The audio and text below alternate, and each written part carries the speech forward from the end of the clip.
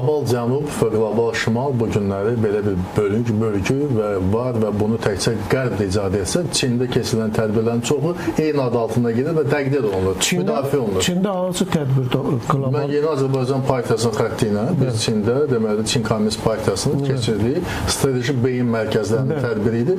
Qlobal şimal və qlobal cənub və qlobal cənubun bugünkü beynəlxalq münasibətlərdə xüsusilə iqtisadi çəkisi, əhalisi, potensialı, ticarət dövriyyəsinə kimi farklı qlobal şimalda hansı və bunlar qoyulmuşdur və məqsəd nə idi? Məqsəd odur ki, bunlar iki blok kimi, toqquşma kimi yox, bu iki parçalanmış dünyanın arasında bir harmoniyanın tapılması, sülhün, ədalətin, beynəlxalq birgə yaşayış mədəniyyətinin qəbul edilməsi, yəni qlobal şimal və qlobal cənub bir-birinə düşmən gözünə baxmaz. Əksinə. Amma varlar. Yəni var. Hər ikisi də qəbul edir. Yəni mövzuda onu.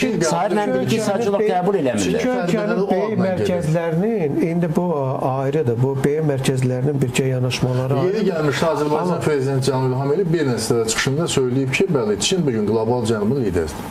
Yeri gəlmişkən bunu söyləyirəm. Qlobal cənub qərb politologiyasına görə şərti bölgüdür. Bəli, şərtidir.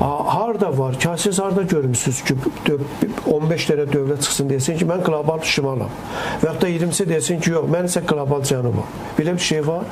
BRICS var, düzdür var. Şanxay Əməkdaşlıq Təşkilatı var. Onlar qlobal cənubun tərkibindədir. Sanki onun bir...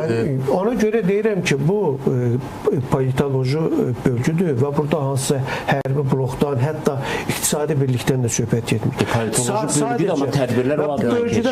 Azərbaycan dövlət başçısı Cənab İlham Əliyev söylədi ki, biz COP29 tədbirini keçirməklə qlobal şimal və qlobal cənub arasında körpü yaradır, dialog yaradır. Və bunu qəbul olunur, yəni məhz bu cür qəbul edilir.